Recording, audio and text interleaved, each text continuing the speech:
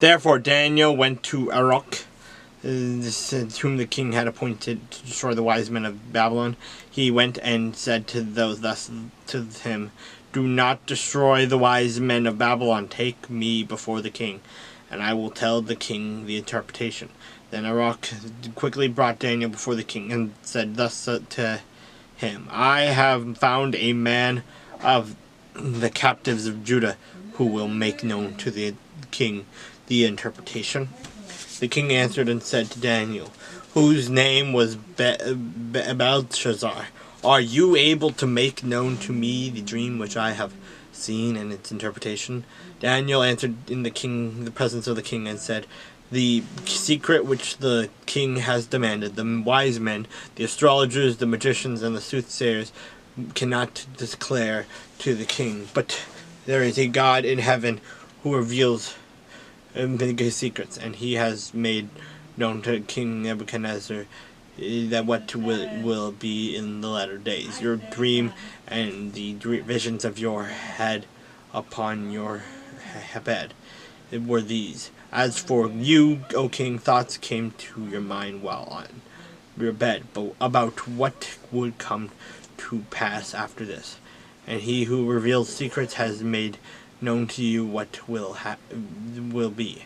But as for me, this secret has not been revealed to me because I have more wisdom than anyone living, but for our sakes who make known the interpretation to the king, and that you may know the thoughts of your heart. You, O king, were watching, and behold, a great image. This great image, whose splendor was excellent, stood before you, and its form was awesome. This image's head was of fine gold, its chest and arms of silver, its belly and thighs of bronze, its legs of iron, its feet partly of iron and partly of clay. You watched while a stone was cutting out without hands, which struck the image on its feet or iron clay and broke them in pieces. Then the iron and the clay and the bronze, the silver and the gold were crushed together and became like chaff from the summer threshing floors. The wind carried them away so that no trace of them was found, and the stone that struck the image became a great mountain and filled the whole earth. This is the dream. Now we will tell the interpretation of it before the king.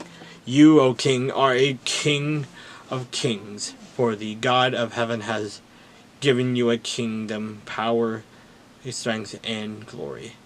And wherever the children of men dwell, or the beasts of the field, and the birds of the heaven, he has given them into your hand, and has made you ruler over them all.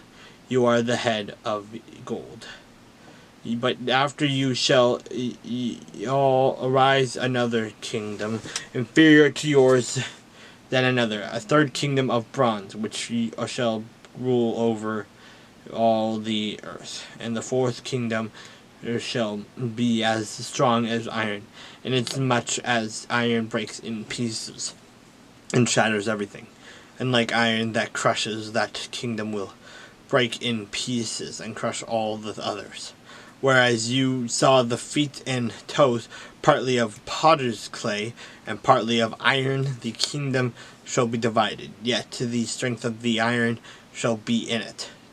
Just as you saw the iron mixed with ceramic, and as the toes of the feet were partly of iron and partly of clay, so the kingdom shall be partly strong and partly fragile. As you saw iron mixed in with ceramic clay, they will mingle with the seed of man, but they will not adhere to one another, just as iron does not mix with clay. And in the days of these kings, the God of heaven will set up a kingdom which shall never be destroyed, and the kingdom shall not be left to other people. It shall break in pieces and consume all these kingdoms, and it shall stand forever. Inasmuch as you saw that the stone was cut out of the mountain without hands, and that it broke in pieces the iron, the bronze, the clay, the silver, and the gold. The great God has made known to the king what will come to pass after this. The dream is certain, and its interpretation is sure. Then King Nebuchadnezzar fell on his face, prostrate before Daniel, and commanded that they should present an offering and incense to him. The king answered Daniel and said, "Truly your God is the God of gods, the Lord of kings, and a revealer of secrets. Since you could reveal this secret." Then the king promoted Daniel and gave him many great gifts, and made him ruler over the whole province of Babylon, and chief administrator over all the wise men of Babylon. Also Daniel petitioned the king he set Shadrach, Meshach, and Abednego over the affairs of the province of Babylon. But Daniel sat in the gate of the king.